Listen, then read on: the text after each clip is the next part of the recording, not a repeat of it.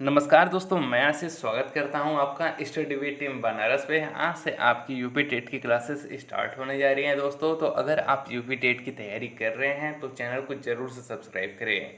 आज हम लोग 2018 के हुए यूपी टेट के पेपर को सॉल्व करेंगे। इसमें हम लोग सीडीपी सेक्शन को आज डिस्कस करेंगे।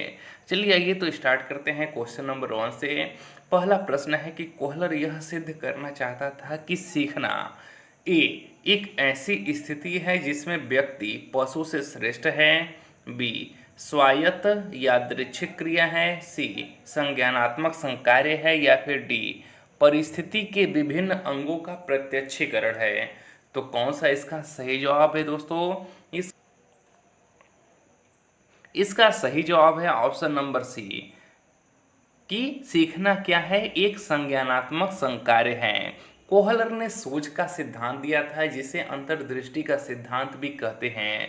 इस सिद्धांत के अनुसार कोहलर ने यह तर्क दिया कि किसी भी समस्या की उपस्थित होने पर व्यक्ति सर्वप्रथम क्या करता है, समस्या के सामने उपस्थित होने पर व्यक्ति उसका निरीक्षण करता है और अपना ध्यान केंद्रित करता है और फिर समस्या के सभी उपायों को समझता है व उनका हल निकालता है। ठीक है दोस्तों, क्या करता है, किसी भी समस्या के सामने उपस्थित होने पर व्यक्ति उसका निरीक्षण करता है, अपने ध्यान को केंद्रित करता है, वह समस्या के सभी उपायों को समझता है, फिर उसके बाद वह हल निकालता है। ठीक है, तो सीखना क्या है, एक संज्ञानात्मक संकार्य है।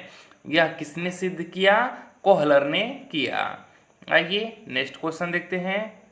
अगला प्रश्न है कि किसी भी नई भाषा को सीखने के लिए कहाँ से प्रारंभ किया जाना चाहिए? तो किसी भी नई भाषा को सीखने के लिए कहाँ से प्रारंभ किया जाना चाहिए? ए है अक्षरों व शब्दों के मध्य साहचर्य से, बी वाक्यों में निर्माण से, सी शब्दों के निर्माण से, या डी उपर्युक्त में से कोई नहीं। तो किसी भी नई भाषा को सीखने के लिए अक्षरों व शब्दों के मध्य साहचर्य से प्रारंभ किया जाना चाहिए, क्योंकि किसी भी भाषा में एक वाक्य का जो निर्माण होता है वह अक्षरों व शब्दों के मध्य साहचर्य से ही होता है। ठीक है दोस्तों, इसलिए किसी भी नई भाषा को सीखने के लिए अक्षर और शब्दों के मध्य साहचर्य से प्रारंभ किया जाना चाहिए। आइए अगला प्रश्न देखते हैं कि समावेशी कक्षा में किस प्रकार का या के छात्र शामिल होता या होते हैं? तो अगर समावेशी कक्षा की बात करें दोस्तों, तो एक समावेशी कक्षा के अंतर्गत वे सभी बच्चे आ जाते हैं, चाहे वह किसी भी जाति के हो, चाहे किसी भी वर्ग के हो, चाहे वह प्रतिभाशाली हो या फिर सामान्य हो या फिर मंदबुद्धि हो, चाहे वह दिव्यांग हो। यानी कि एक ही कक्षा के अंतर्गत सामान्य और विशिष्ट दोनों ही छात्र क्या करते हैं, अध्ययन करते हैं। तो इसका सही जवाब हो जाएगा ऑप्शन नंबर बी। आइए अगला प्रश्न देखते हैं। अगला प्रश्न है कि अधोलिखित में गणित संबंधी अधिगम अक्षमता को कौन सा पद परिभाषित करता है? ए है निरस्ता संबंधी दोष, बी पठन दोष, सी गणना दोष, या फिर डी उपर्युक्त में से कोई नहीं।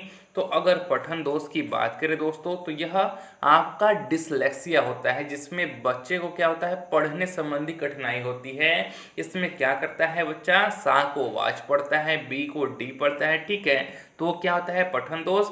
किंतु यहाँ पर जब गणित संबंधी अधिगम अक्षमता होता है, यानी कि गणना दोष होता है, क्या होता है, गणना दोष, जिसे हम लोग क्या कहते हैं, डिसकैलकुलिया कहते हैं। इस दोष में क्या होता है, बच्चे को दो अंकों में कौन सा अंक छोटा है, कौन सा अंक बड़ा है, पहचानने में कठिनाई होती है। इसके अतिरिक्त बच्चे को संख्या को पहचानने में कठिनाई होती है। एकल अंक का जोड़ भी करने में बच्चे को क्या होती है, कठिनाई होती है। आइए अगला प्रश्न देखते हैं कि समावेशीकरण की सफलता के लिए आवश्यक है। समावेशीकरण की सफलता के लिए क्या आवश्यक है? क्षमता निर्माण का अभाव, अभिभावकों की भागीदारी का न होना, या फिर अलगाव, या फिर संवेदनशीलता। तो समावेशीकरण की सफलता के लिए संवेदनशीलता क्या है दोस्तों, सबसे ज़्यादा आवश्यक है। अगर हम समावेशीकरण की बात करें कि समावेशीकरण होता क्या है, तो समावेशीकरण एक सामान्य और विशिष्ट के बीच के अलगाव को कम कर समग्र रूप से आगे बढ़ने की दिशा में महत्वपूर्ण भूमिका निभाता है। ठीक है, जबकि आपका क्षमता निर्माण का अभाव, अभिभावकों की भागीदारी का न होना तथा अलगाव, ये क्या है, समावेशीकरण की सफलता में एक बाधक तत्व है। क्या है दोस्तों, यह एक बाधक तत्व है। तो इसका सही जवाब क्या होगा, संवेदनशीलता। एक ही क्वेश्चंस को ऐसे ही डिटेल में डिस्कस करते हुए हम लोग आगे बढ़ेंगे दोस्तों, ताकि आपका कोई भी डाउट न रह जाए। चलिए ये नेक्स्ट क्वेश्चन देखते हैं। क्वेश्चन नंबर 6 है कि निम्न में से कौन सा संवेग का तत्व नहीं है। ए है व्यवहारात्मक, बी दैहिक, सी संज्ञानात्मक या फिर डी संवेदी। तो अगर हम संवेग की बात करें, संवेग क्या होता है, तो संवेग को इंग्लिश में इमोशन कहते हैं।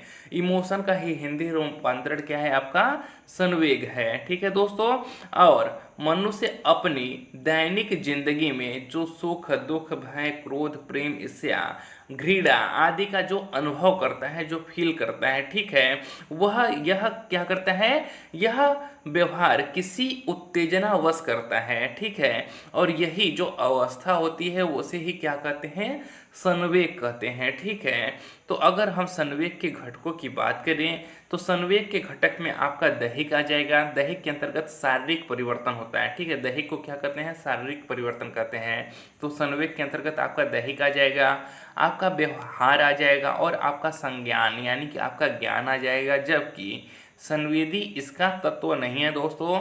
तो संवेग का तत्व कौन सा नहीं होगा, वो होगा आपका संवेदी। आइए नेक्स्ट क्वेश्चन देखते हैं। क्वेश्चन नंबर 7 है कि संज्ञानात्मक क्षेत्र का सही क्रम है। यह ब्लूम टेक्सोनॉमी से पूछा गया प्रश्न है दोस्तों। ठीक है, इसके बारे में हम लोग डिटेल से चर्चा करेंगे। फिलहाल अभी हम लोग पेपर सॉल्व कर रहे हैं, तो पेपर के अनुसार ही देखते हैं। संज्ञानात्मक क्षेत्र का सही क्रम है, तो इसका सही क्रम है वह है ऑप्शन नंबर डी, ज्ञान, अवबोध, अनुप्रयोग, विश्लेषण, संश्लेषण और फिर लास्ट में मूल्यांकन। ठीक है दोस्तों, इसका सही क्रम कौन सा है, सबसे पहले ज्ञान होता है, फिर अवबोध, फिर अनुप्रयोग, फिर विश्लेषण, फिर संश्लेषण और फिर लास्ट में क्या होता है, मूल्यांकन होता है। आइए क्वेश्चन नंबर 8 देखते हैं कि निम्न में से कौन सा अच्छे शिक्षण की विशेषता नहीं है। तो कौन सा नहीं है, स्वेच्छाचारी, जनतांत्रिक, सहानुभूतिपूर्ण या वांछनीय सूचनाएं देने वाला। तो इसका जो अच्छे शिक्षण की विशेषता नहीं है वह है स्वेच्छाचारी। क्योंकि स्वेच्छाचारी का अर्थ होता है दोस्तों कि टीचर क्या करे, केवल अपनी मन की करे, केवल अपनी इच्छा अनुसार पढ़ाए, जो उसे अच्छा लगता है वो पढ़ाए। ठीक है, और इसमें बच्चों की क्रिएटिविटी को महत्व न दिया जाए। जबकि जनतांत्रिक में क्या होगा, सभी बच्चों को पार्टिसिपेशन का क्या होगा, महत्व होगा, सभी बच्चों को प्रश्न पूछने की आज़ादी होगी। और सहानुभूतिपूर्ण का मतलब है कि जो टीचर का व्यवहार है वो बच्चों के प्रति कैसा होना चाहिए, सहानुभूतिपूर्ण होना चाहिए। वांछनीय सूचनाएं देने वाले का अर्थ है कि बच्चे को जितनी आवश्यकता हो, जिस चीज़ की उसे उतना प्रदान किया जाना चाहिए। जैसे अगर बच्चा कक्षा 4 में पढ़ रहा है तो ऐसा नहीं है कि उसे कक्षा 10 की चीज़ें पढ़ाई जा रही है हो जो कि वह एब्जॉर्व ही न कर सके। ठीक है, इसलिए बच्चों को क्या हो, वांछनीय सूचनाएं दिया जाना चाहिए, जितनी उन्हें आवश्यकता हो, जितना कि वह क्या कर सके, एब्जॉर्व कर सके। ठीक है, तो इसका सही जवाब हो जाएगा स्वेच्छाचारी। आइए नेक्स्ट क्वेश्चन देखते हैं। क्वेश्चन नंबर 9 है कि अभिप्रेरणा का प्रत्याशा सिद्धांत किसके द्वारा दिया गया है। विक्टर ब्रूम, मास्लो, हर्ट्ज़बर्ग या फिर स्किनर। तो अभिप्रेरणा का प्रत्याशा सिद्धांत दोस्तों विक्टर ब्रूम के द्वारा दिया गया है। किसके द्वारा दिया गया है, विक्टर ब्रूम के द्वारा दिया गया है। अगर बात करें कि कब दिया गया है तो यह 1964 में दिया गया है, 1964 में दिया गया है।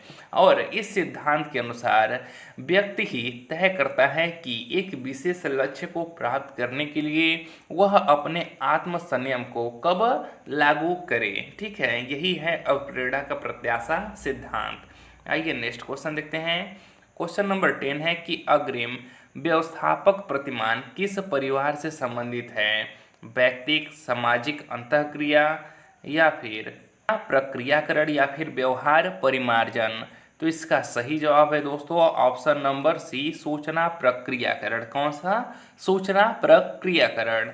आइए नेक्स्ट क्वेश्चन देखते हैं। क्वेश्चन नंबर 11 है कि कौशलों के स्थानांतरण के लिए कौन सा उपयोगी है? कौशलों के स्थानांतरण के लिए कौन सा उपयोगी है? ए है कौशल अंतरण एक गति है न कि उद्देश्य, बी रेखी अभिक्रम, सी साखी अभिक्रम, या डी तैयारी और अर्जन। तो इसका सही जवाब है दोस्तों ऑप्शन नंबर ए, कौशल अंतरण एक गति है न कि उद्देश्य। ठीक है, कौशलों के स्थानांतरण से तात्पर्य होता है कौशलों के विकास से। क्या होता है? कौशलों का जो स्थानांतरण होता है उसका तात्पर्य होता है दोस्तों उसके कौशल के विकास से। अर्थात कौशल क्या है? कौशल अंतरण एक गति है न कि उद्देश्य है। किसी भी व्यक्ति में कौशल को अधिगम से देखा जाता है। किसी भी बच्चे के अंदर कौशल का विकास करना उसकी क्षमता में परिवर्तन लाने से होता है, और यह एक प्रक्रिया होता है, एक गति होता है जो कि निरंतर क्या होती है? गतिमान होती है। ठीक है दोस्तों, आइए नेक्स्ट क्वेश्चन देखते हैं। क्वेश्चन नंबर 12 है कि निम्न में से कौन सा शिक्षण का सूत्र नहीं है? ए सरल से कठिन की ओर, बी अनिश्चित से निश्चित की ओर, सी दृश्य से अदृश्य की ओर, या डी निगमन से आगमन की ओर। तो कौन सा शिक्षण सूत्र नहीं है दोस्तों? सरल से कठिन की ओर यह शिक्षण सूत्र है, अनिश्चित से निश्चित की ओर यह भी शिक्षण सूत्र है, दृश्य से अदृश्य की ओर यह भी शिक्षण सूत्र है, जबकि निगमन से आगमन की ओर यह शिक्षण सूत्र नहीं है। बल्कि जो शिक्षण सूत्र होता है वह होता है आगमन से निगमन की ओर। क्या होता है दोस्तों? आगमन से निगमन की ओर। आइए अगला प्रश्न देखते हैं। सूक्ष्म शिक्षण चक्र का प्रथम पद होता है। सूक्ष्म शिक्षण चक्र का प्रथम पद क्या होता है दोस्तों? प्रतिपुष्टि, शिक्षण, योजना बनाना या फिर प्रस्तावना। सूक्ष्म शिक्षण चक्र के कुल 6 पद होते हैं। कितने पद होते हैं दोस्तों? 6 पद होते हैं, जिसमें सबसे पहला होता है योजना। क्या होता है? योजना बनाना। फिर उसके बाद होता है पाठन, फिर तीसरे पे होता है फीडबैक, जिसे हिंदी में प्रतिपुष्टि कहते हैं, फिर चौथे पे पुनर्योजना, फिर पुनर्शिक्षण, और फिर लास्ट में पुनर्फीडबैक होता है। तो सबसे पहला पद क्या होता है? योजना बनाना होता है। नेक्स्ट प्रश्न है कि निम्न में कौन सा अवबोध स्तर की शिक्षा में शामिल है? पृथक्करण, अनुप्रयोग, तुलना या फिर अन्वेषण। तो कौन सा है दोस्तों? वह है आपका अन्वेषण। कौन सा है? वह है आपका अन्वेषण। आइए इस वीडियो के लास्ट प्रश्न को देखते हैं। आइए इस वीडियो के लास्ट प्रश्न को देखते हैं दोस्तों। बचे हुए 15 क्वेश्चंस को सीडीपी के हम लोग नेक्स्ट वीडियो में डिस्कस करेंगे। 15वां प्रश्न है कि शैक्षिक सुधारों में प्रभावी विकेंद्रीकरण तभी संभव होगा। पहला, जब खंड व संकुल संदर्भ केंद्रों की भागीदारी बढ़े। सही बात है। दूसरा है स्थानीय संदर्भ व्यक्ति उपलब्ध हो। यह भी सही है। तीसरा है अध्यापकों के पास संसाधन और प्रासंगिक सामग्री भी मौजूद हो। यह भी सही है। यानी कि पहला, दूसरा, तीसरा तीनों ही सही है। तो इसका सही जवाब होगा ऑप्शन नंबर डी। ठीक है दोस्तों, मिलते हैं नेक्स्ट वीडियो में। बचे हुए 15 क्वेश्चंस को इसमें डिस्कस करते हैं।